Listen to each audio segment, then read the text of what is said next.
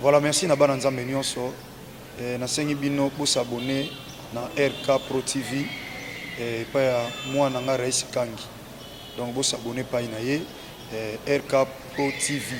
Vous s'abonner et belé massivement de Tolobaka et pour na plus ba émission chrétienne mingi o nzamba sala makazi apesa e makoki ya kochaka kati na bino bana nzambe batant oyo bokoki ko se retrouver na makambo nzambe. Donc na pesi bino directive bande konanga vous s'abonner na RK Pro TV et pas web bola na makambo nzambe nde bola. Tout ce qui est chrétien, donc des œuvres chrétiennes, pour la édification de l'église Corps de Christ. J'insiste, RK Pro TV, vous s'abonner massivement pour nous retrouver par ya Makamanzam. Nous avons par ya Ngaï Mopende de la foi et pour les Karakuna et pas ya moi Nabiso Raïs Kangi. Que le bon Dieu vous bénisse. FB International, Fiston Bassende, agence de fret maritime pour Paris en France, à destination de Kinshasa RDC. Tous vos colis, envoi express, envoi normal, conteneurs et autres. Confiance Nabiso na FB International. Fiston Bassende, en région parisienne, au 40 rue Jean Rossard, 77 380 Comble-la-Ville, en France. Contact, composé le plus 33 7 67 90 77 07. Et à Kinshasa RDC, votre contact au 72 avenue Maringa, commune de Kassavubu. Référence à Sosa Chaba. Téléphone plus 243 89 89 11 402. Le fret maritime. Ezali Mosala ya FB International. Fiston Bassende. Allez vite, vite. Mais alors, très vite, chez FB International, Fiston Bassende, qui salue, qui salue.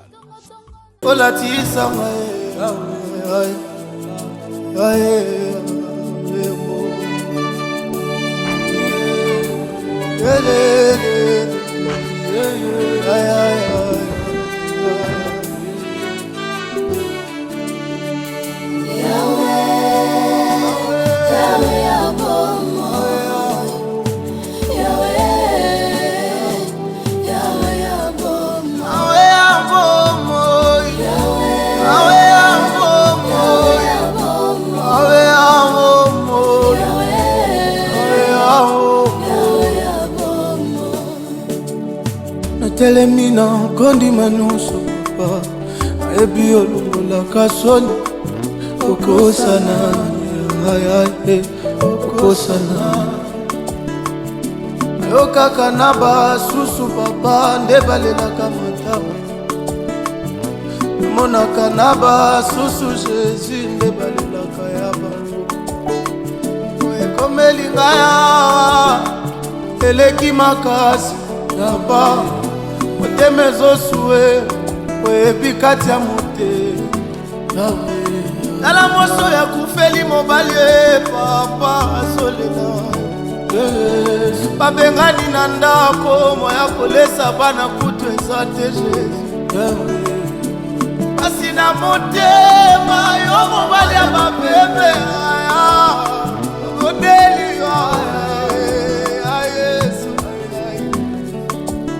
Papa bofele oyo nakona bango ekomi nde balabala asi na kati oyeba te akobandela kolia ndenge nini azotala basusu bakekelasi ye moya kokende eza te le vouloir eza meme akoki eza te yo nzambe ya bofele ozomona olongolaka soni ya matanga na vi Longola oyo Yesu natisanga yake Longola nga elamba ya soni Ola tisanga ye elamba ya fe Longola nga yawe elamba ya soni Ola elamba ya soni Ola tisanga ye Elamba kolela na kolela nango alolela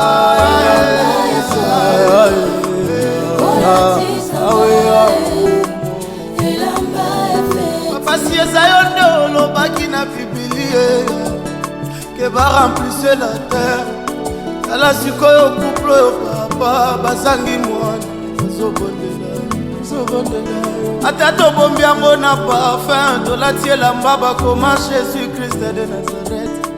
Soki mokili ezotala bazotia mosapi bazotanga sterilité Yesu Yawe lokola elamba ya soni ya sterilité latisanga elamba ya mapasa mokili emona yo bakoyeba yo ndenge nini esambwisa sterilité asara na 90 kombo ya mwasi oyo azangi mabota papa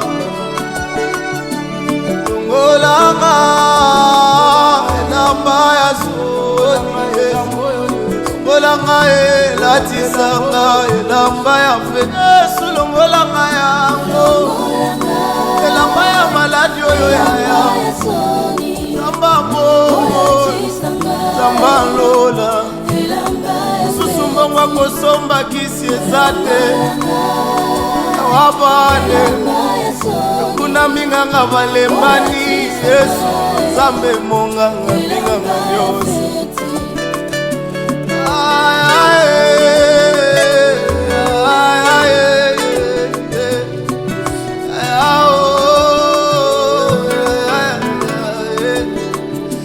Tala ndeko mwasi oyo Tala ndeko mobali oyo azosambela mingi koseka na bango eza ya maskara Jésus nabondeli yo Yesu yomonaka kolela ya kati ya mbeto liboso.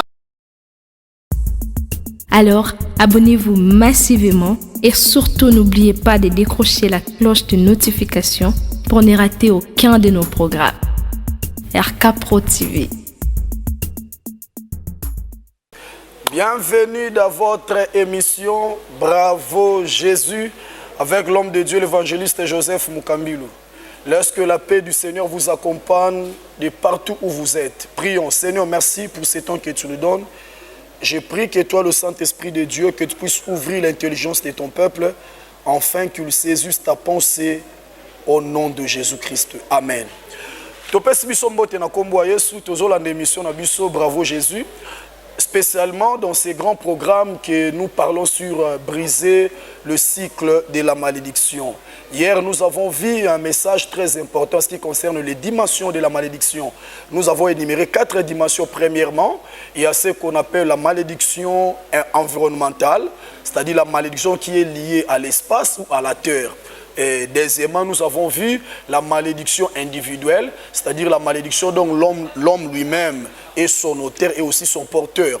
Et troisième dimension, c'est ce que nous appelons la malédiction familiale. Vous voyez, ce sont des problèmes spirituels qui émanent de nos familles. Cela est lié à notre sang. Pourquoi? Parce que le sang, c'est un pont. Maquillé à la pont, hein, pour relier les problèmes physique, morale, spirituelle et consort. Quatrièmement, c'était la malédiction nationale. Et j'avais conclu mon message en disant comment reconnaître un pays maudit. Premièrement, na ba image il y a saleté, hein? Les ordures et consorts. Vous voyez, bah foulou bien aimé dans le Seigneur, dans le langage spirituel, et tel il rappelle le pays. Nazolo bate mboka oba sataniste et bazati, mais je parle d'un pays maudit. Pour que le babongo na poto. C'est que bazan na malédiction te, c'est que bazan na boyete.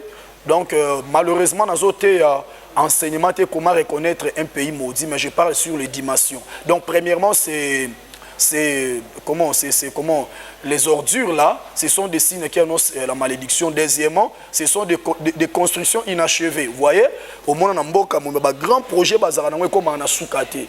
Troisièmement, des désordres permanents. Il y a beaucoup de choses que j'avais développées pour connaître un pays maudit.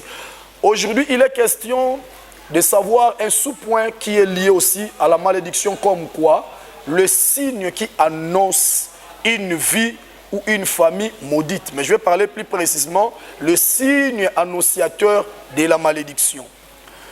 Le signe annonciateur de la malédiction. Écoutez, vous savez que la fièvre en soi n'est pas une maladie. Mais fièvre est un signe, un symptôme qui annonce qu'il y a quelque chose qui ne va pas en soi. Oui. bayebi sa biso ba fièvre ezala maladie te. Mais fièvre ezali moi elembo moko o etali sakake, il y a quelque chose qui ne va pas. Oui, tout comme aussi pour la malédiction, il y a des choses que vous pouvez constater de loin, tout comme de près, même si vous n'êtes pas, je dirais, prophétesse ou prophète, mais vous-même pouvez dire dans votre salon que dans ma vie, il y a quelque chose qui ne va pas. J'ai l'impression comme si il y a un ombre de la malédiction qui est en train de planer dans cette maison. Ce n'est pas un prophète naïbisio. Il y a un verset de la Bible dans Mokanda Matthieu, tout à l'heure. Bible lobby, on reconnaît l'arbre par ses fruits. On reconnaît l'arbre par ses fruits. On reconnaît l'arbre par ses fruits.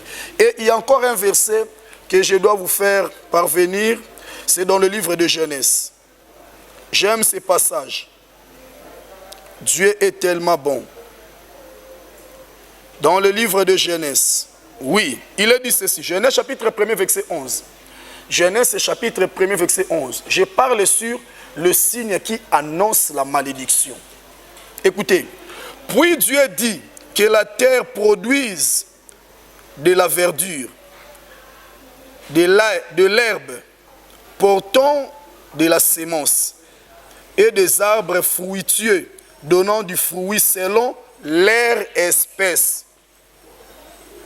Selon quoi? Selon leur espèce. Si vous continuez la lecture, qui n'en a assez, selon leur espèce, et se reproduire plus de 3 fois. Bref, le Seigneur a libéré la parole comme quoi que la terre est produire banzete. Banzete est apporter sémence, c'est-à-dire bamboumanango kolona, pe banzete est apporter ba fruits et ko servir ba pour na kolia. Bible ba kiskoloba banzete ngwe bota ki selon espèce na bango. Cela veut dire quoi? Okomona mbuma ya safute na mzete manga. Okomona pe manga te na nzete ya kokoti. Po ezaki espèce na ngote. Oui. Lorsque tu vois seulement les fruits, vous allez dire que ah oui ça saf. Oui bien ça na banzete monsieur en a confusion hein. Oteli pe na nzete makasa na ngonde nzete manga mo pousse na bokonzo eza nango avocat.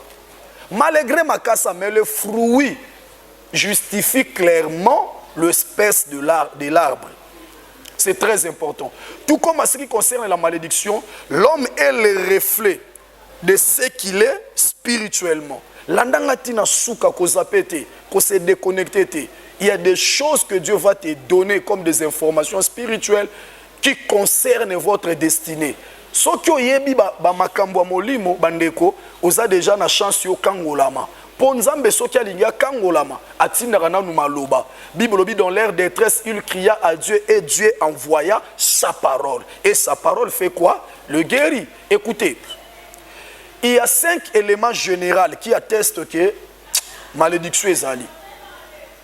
Eza ebele, mais na ko numéro 5 pour na kota na o sengeli na loba. Premier élément général il y a malédiction, ezalaka maladie. Oui. Maladie est allée s'arraper bilakil mabe ezali. Oko remarquer ba maladie musu ezali wana na makambo ebele na kata ba maladie compliquée, ba maladie bizarre, ba maladie anormale, ba maladie héréditaire, ba maladie saisonnière. Nous avons beaucoup de sortes de maladies. Et il y a quelque chose avec les maladies, vous qui me suivez retenez ceci. Maladie n'est pas bon et les maladies ezabilo ezali na programme Nzambe te. Si vous lisez la pensée de Dieu dans Mokanda Genèse, Nzamba pesa ki batu biloko akolia. Alakisa ki bango biloko akolia ba fruits akomela mais Nzamba alakisa mutu kisi ya omelate. Pour te dire malade ezalaki na programme Nzambe te. Na bondeli na kombo na Yesu Masia yonde kozo yokanga na nzela séminaire oyo tika nyonso ezalaki na programme Nzambe te Satan installaki ezala désinstallé au nom de Jésus. Soki olobelinga amen Nzamba kangolo na cancer. Nzamba kangola yo je ne sais pas moi na ba démangeaison chroniqueur wana sila kate. Nzamba kangola no ba maladie ya motema na sucre na tension. Nzamba kangolo na hernie discale. Nzamba kangolo na ba pression nerveuse, na faiblesse sexuelle. Nzamba kangolo na ba insomnie au nom de Jésus. Donc maladie ça le rappelle les mots malédiction. Voilà pourquoi on remarque dans la Bible 2 Rois chapitre 5. 2 Rois chapitre 5, papa moko kombone Naman. Abela maladie moko ya lèpre. Pourquoi? Parce que lèpre ezaki maladie ou ezali kotalisa malédiction. Donc dans lobby maladie, malédiction, maladie compliquée. Au moins on a un docteur, un spécialiste à haute talabi, où est-ce que nouveauté à baka, ou ba nouveauté à ba maladie. Donc un lobby ezali ba maladie compliquée, ba maladie saisonnière, c'est ba maladie en attend. Celui qui a mbongweye eye. De moi benga ngabi papa prier pour moi. Kalaté nazo lingana se suicider, c'est pourquoi. Abimboka onaya na beti 9 ans na sala raté. Moi je dis comment? Ozana mukanda tabio. Nga aux États-Unis dès que na yaka 3 mois c'est trop ba pesa nga mukanda ngabi ambo. Au sala raté pourquoi bi pasteur? Soki kaka na zui musala. 1 mois, 2 mois, 3 mois malade et bandit. Donc nena belelaka ezaki na koti 4 mois. Donc société ba osepelate faut ka ba licencier ngai.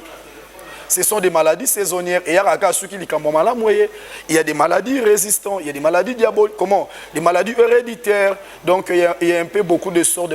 Deuxième sorte, il y a signe de manifestation, malédiction, c'est quoi? Deuxième signe de malédiction, c'est le péché. Le péché, c'est aussi, mais bien dans le Seigneur, il y a un signe, il y a malédiction. Deuxième signe. Il y a des gens qui pêchent, non pas parce qu'ils veulent pécher. Mais il pêche que parce qu'il est maudit. Biloko lo yiba. Biloko nanzungo ndimate. O yiba mbongo batinda yo ekomate. Vino karaboye. Omona mutu asalaka. Mazo yiba biloko yemo kazana ngona ndako. Azo yiba monta mbongo yemo kazana ngo fois 2 fois 3. Omona mutu abala. Mais azo bimana basi yo. Moi sina ndako aleki bango na kitoko. Na mayele na nyonso. Abimi afukami asengi pardon à Léli. Pourquoi? Parce que il y a zo soumukate pour que le diable a attaqué. Azo soumuka parce que il est maudit. La vie du péché est en lui. Romains chapitre 7. Paul a dit ceci. Nazana posa na sala malamu.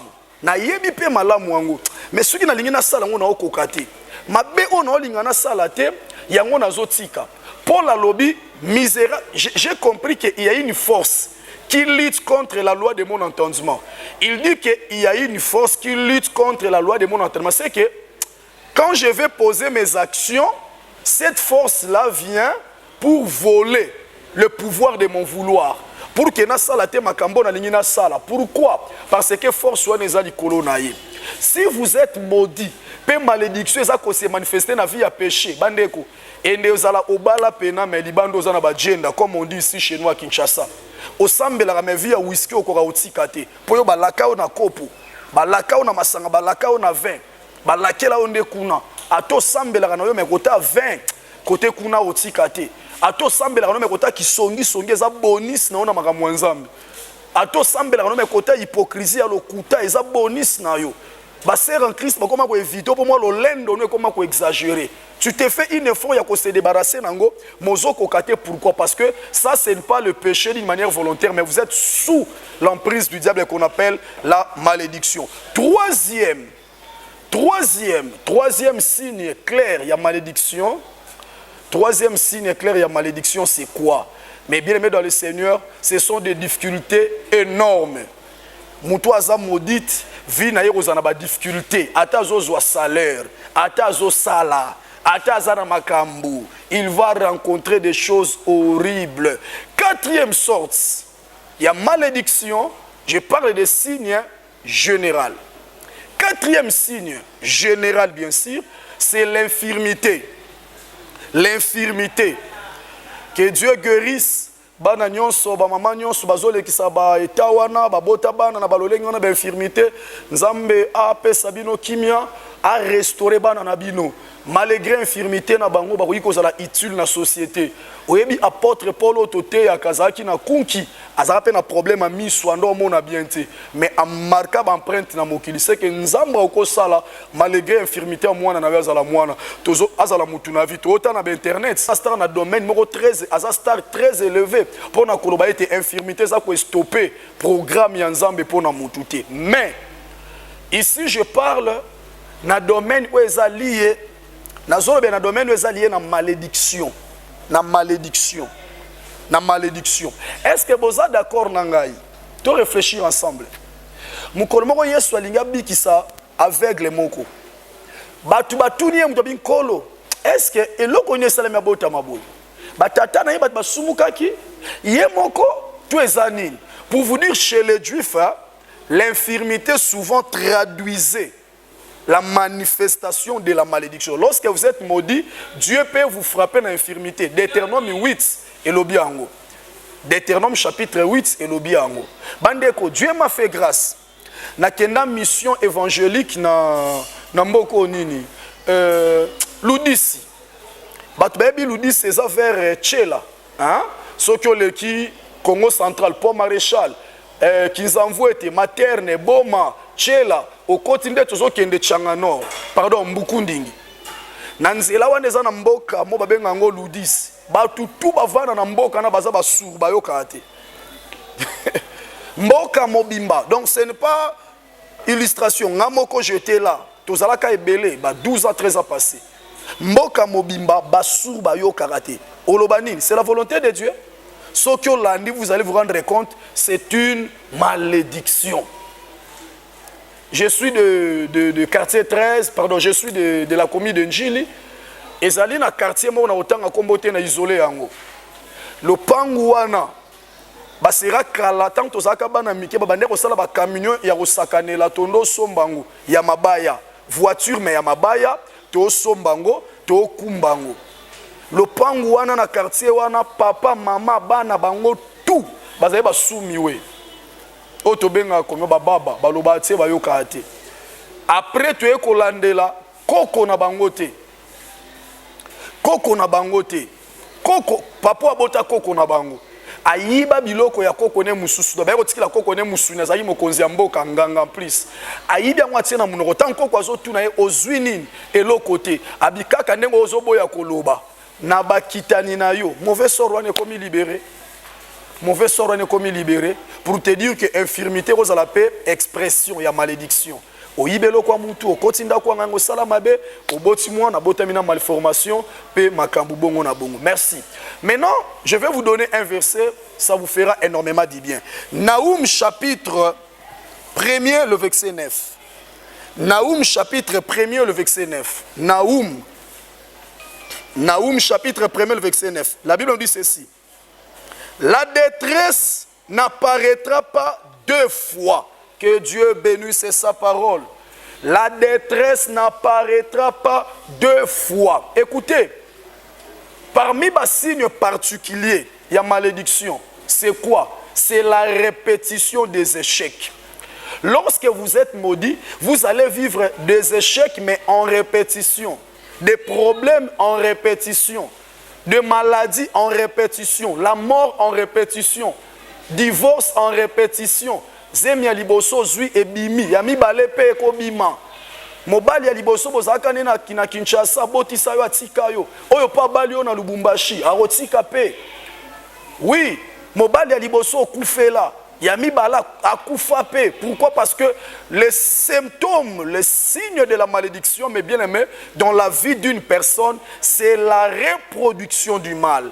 La continuité des échecs. Et la Bible nous dit dans le livre de Naoum chapitre 1er, le verset 9, la détresse n'apparaîtra pas deux fois. Coller la malédiction et qu'on a mbalami balete. Oui, mais écoutez, d'abord, vous avez une mission, bravo Jésus, et le monde pasteur Joseph Mukambilou. Si vous avez besoin de la prière, n'hésitez pas.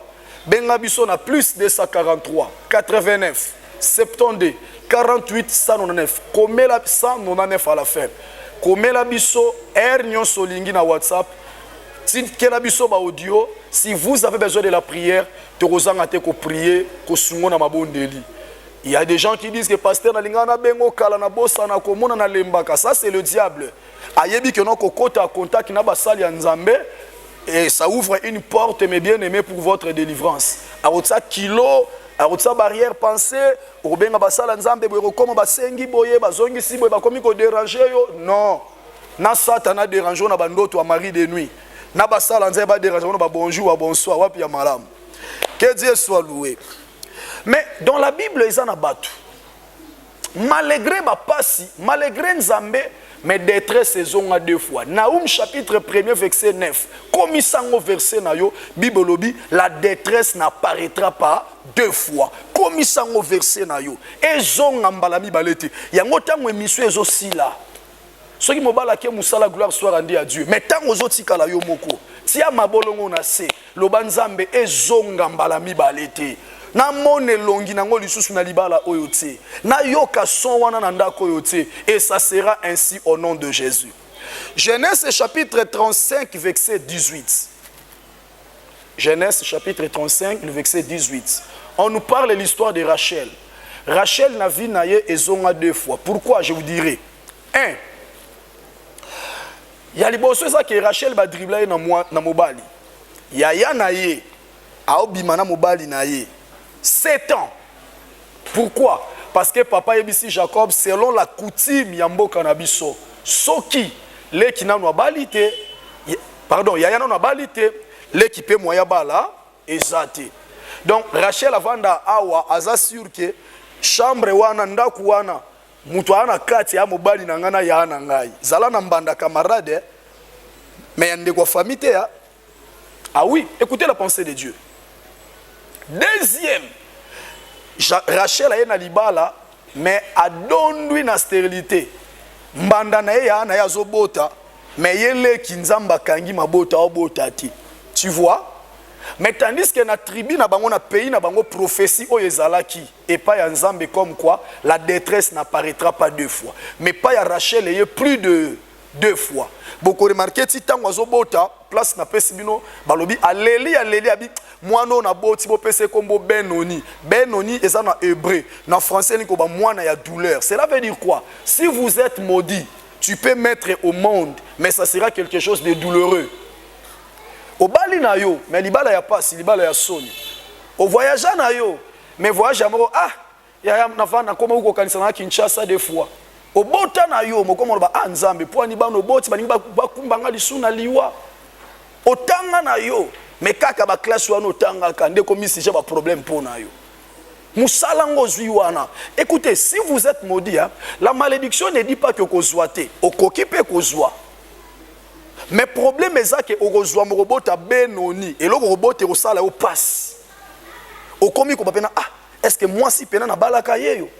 Est-ce que mobali pena na balaka yeyo? Est-ce que camarade na pena to zara na depuis ce qui yeyo? Est-ce que pena pasteur na pena yeyo? Je le reconnais plus. Ce n'est pas ton pasteur. Voilà pourquoi il y a beaucoup de gens aujourd'hui avant de taxer d'autres personnes sorciers, sorcières. Aza occasion de chute nanga, rentre en toi-même.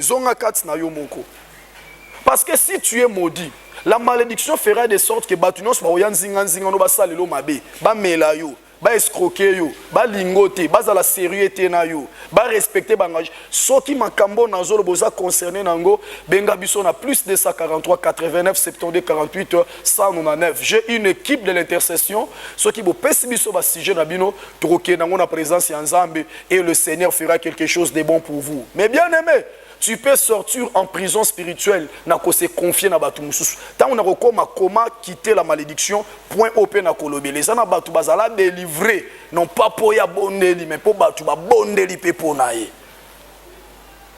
Je parle sur le signe de la malédiction. Donc Rachel a boti naye, ma boti Benoni.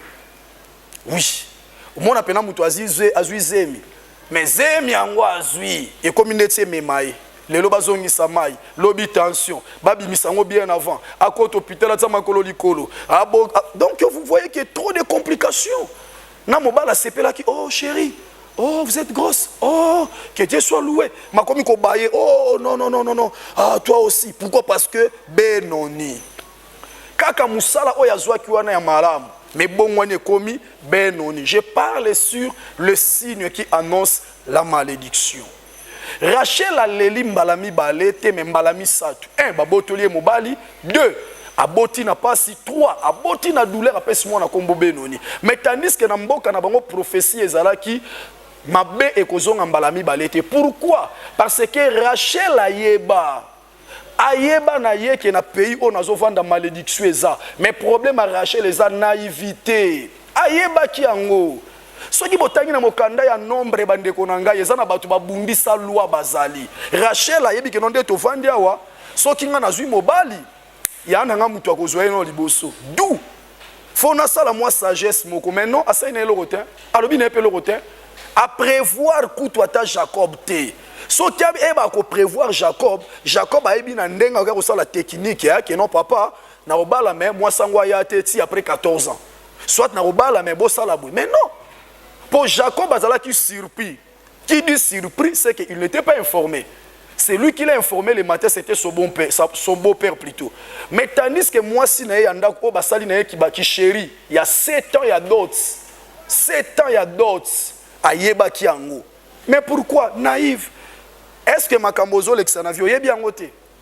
Yosa n'a pas sa prophétie qui va prophétiser pour nous. Tu vois, tangola laka, mpuko lotaka, musele kete, malego soigner, hein? Au soigner ir noir, au soigner salle de bain, au soigner douche, moment na bois qui biloko bois de la poussière. Est-ce que ça n'a pas sa prophétie wana? Ben biso kombono la kisi boye. Non, tu es comme Rachel. Vous êtes déjà consciente que je vis sous la malédiction.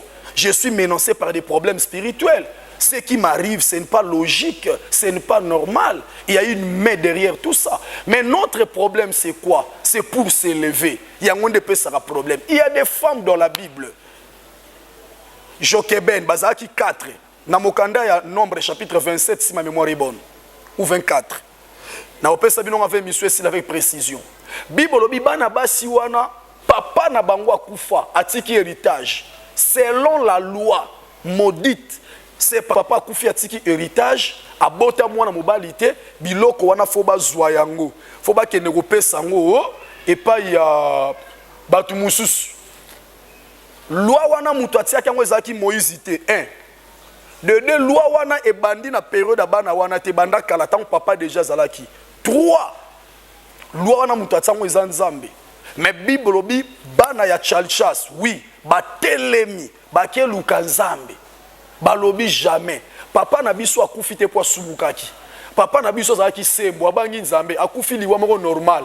Bongo héritage ya papa na biso bokanga pona nini bo pesa biso héritage. Ba menacer Moïse spirituellement na insistance na bango. Yo prière mo prière na insistance ité.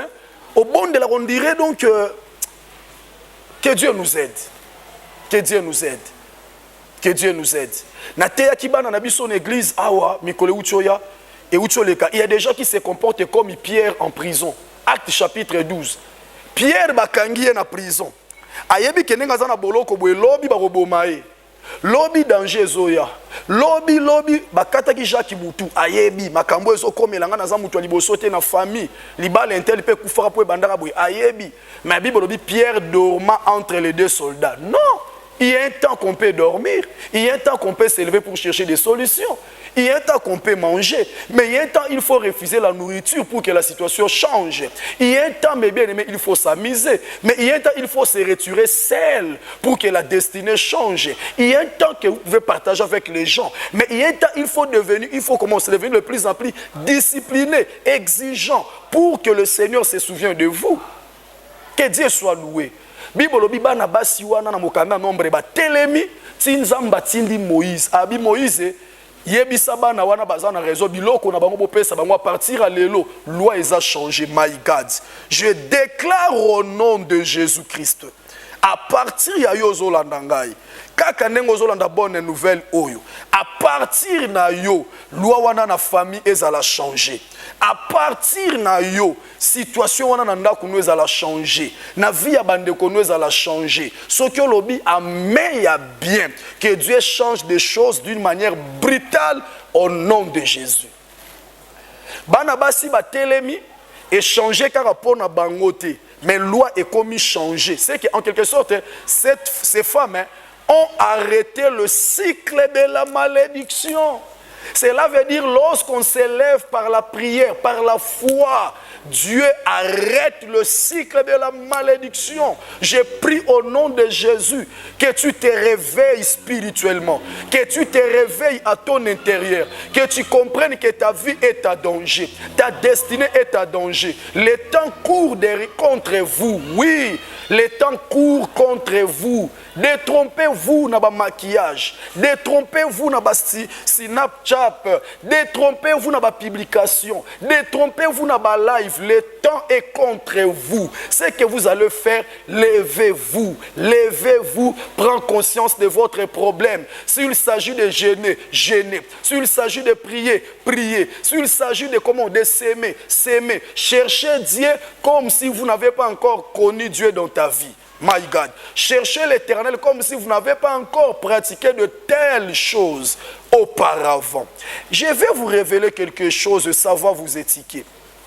Vous connaissez dans le livre de Juges chapitre 11. Moi, na moko ba botola ye ki mo seka balate. Pourquoi? Parce qu'elle est naïve. Moi na Jephté. Bible lobi papa na ya kangabi ah moi na ngai hein. Na salaki déjà ve na banzambe nanga. Bongo soko salaki ve na banzambe na yo. Ofranda banzambe no fueza la fruit ya libumu nanga. Bana nanga na robota. Fueza li mobali nanga. Fueza la musala nanga. Lève-toi dans la prière. Dis à Dieu plus jamais cela. Parce que tu as dit dans ta parole, la détresse n'apparaîtra pas deux fois.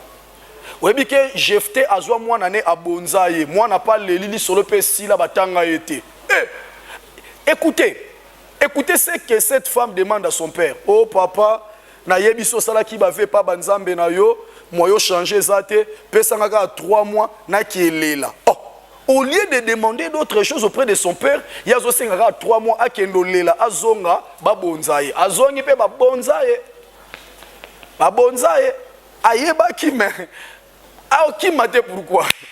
Ah ki mate pourquoi? Ah lela papa te ba changer pourquoi? Parce que muninga na bango basi.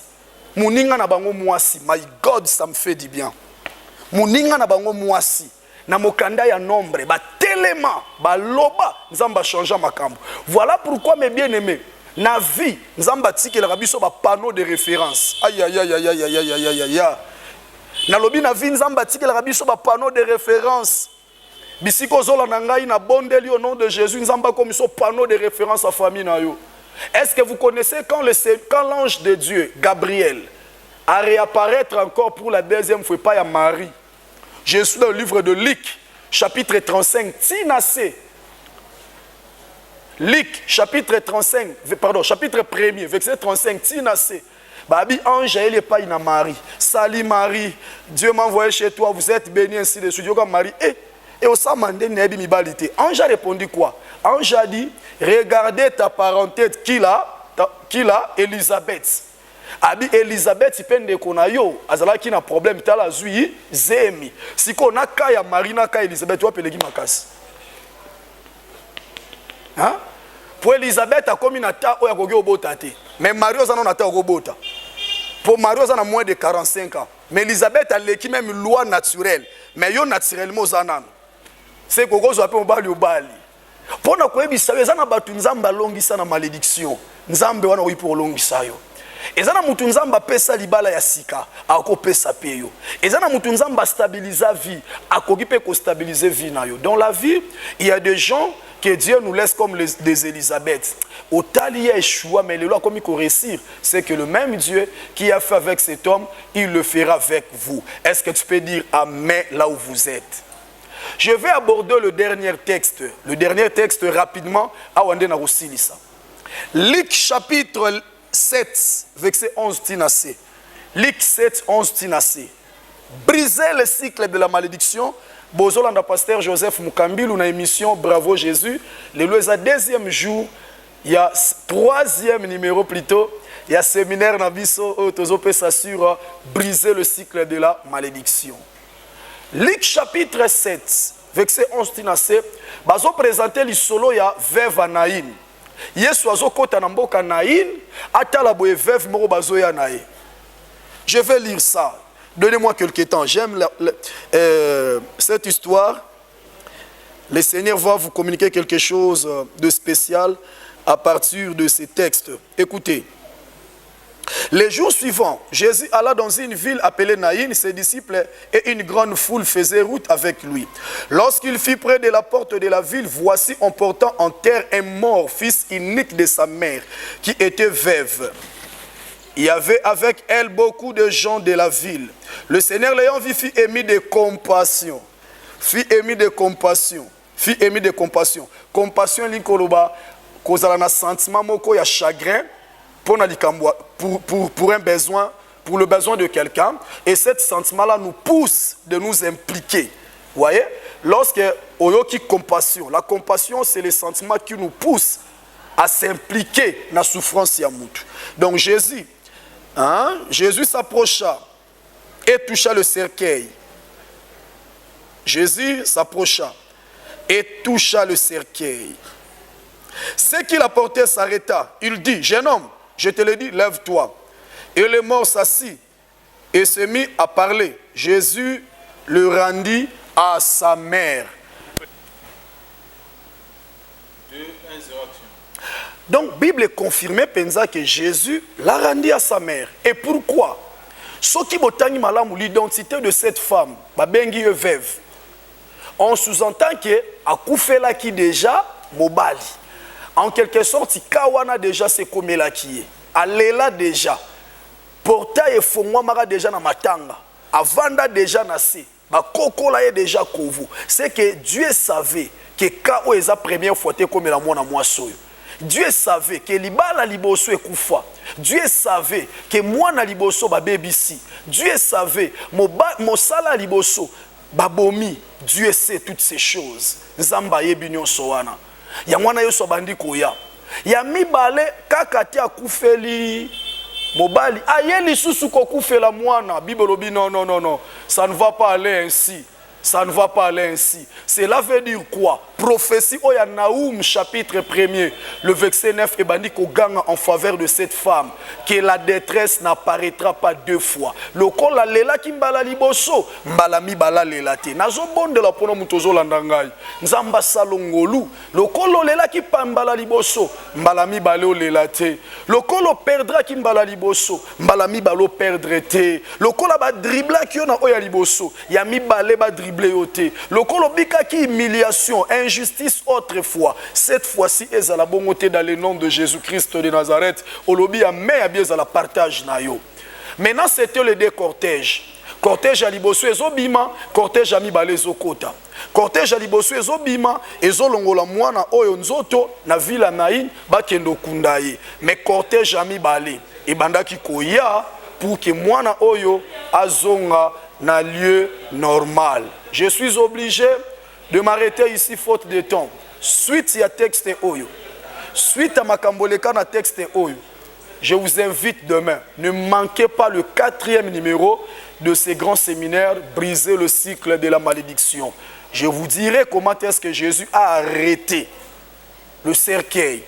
Je vous dirai qu'est-ce qui a occasionné la résurrection. Je vous dirai comment est-ce que le ciel a opéré pour que l'identité de la mort change. L'identité, parce que moi, Nathan Walamou qui a posé des mouvements. Il y a Liboso à Vandi. Il y a Mibale à Lobby. C'est tellement prophétique et spirituel. Ne manquez pas demain, à partir de comment il y a même heure et même chaîne, vous serez bénis. Si vous êtes concerné, soit si vous êtes édifié, du merci à Dieu. Ce que vous allez faire, c'est quoi? Priez Dieu. La parole autoyo kaka change kabisoti. Mais parole où est transformée, la parole qui peut te décider de faire na misala. Kota na chambre, bonde la nzambe, yebi sankolo, je ne veux plus que malheur wana ezonga mbala mibale. Pourquoi? Parce que Naoum, chapitre 1er, le verset 9, Bible dit comment le malheur, la détresse n'apparaîtra pas deux fois. Oyoka déjà soni na likambu wana ezonga lisusu te. Olela déjà na domaine wana ezonga lisusu te. Obungisa déjà obungisa lisusu te. Nzamba sala yo grâce à relever yo au nom suprême de Jésus. Si vous avez besoin de la prière, n'hésitez pas de nous contacter. La prière est gratuite.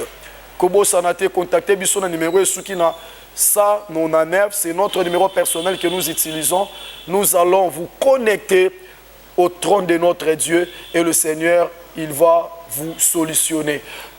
Merci na Nzambe oya pesa ki biso libaku ya koyepa ina bino et merci na ndeko na biso Raïs Kange et aussi un grand merci à mon père spirituel, le révérend Hubert Mouyou. Une bénédiction spéciale et bon retour à l'homme de Dieu, l'évangéliste Jean-Paul Mayata, pasteur de la foi. Une bénédiction spéciale soit notre père Nakobo Sanakate Kolobanzamba Pambole la Kangai.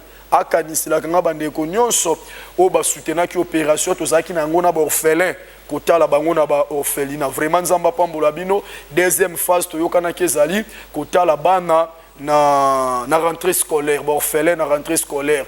Vous voulez vous souscrire na démarche oyo au bengi biso na numéro wana ezala cahier ezala bic ezala lats torosangisa na rentrée scolaire tokendo tala bana na ba orphelinat enzamba opambola biso. Merci na bana nyon 60 évangélique la voix de Dieu, plus particulièrement à ma femme Gladys Mukambilu, ma maman Jeannette Kassongo, et aussi je salue frère Rabi Tambo, le frère Christian Tola et maman Bijou Nzama.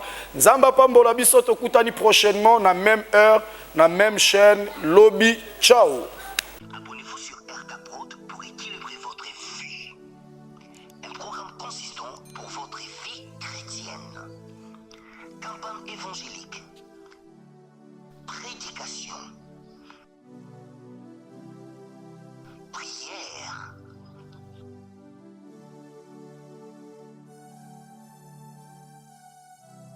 Enseignement biblique. Divertissement.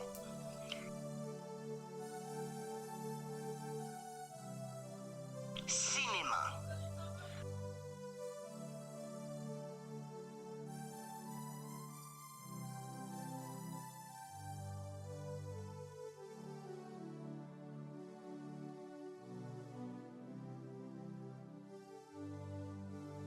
Musique.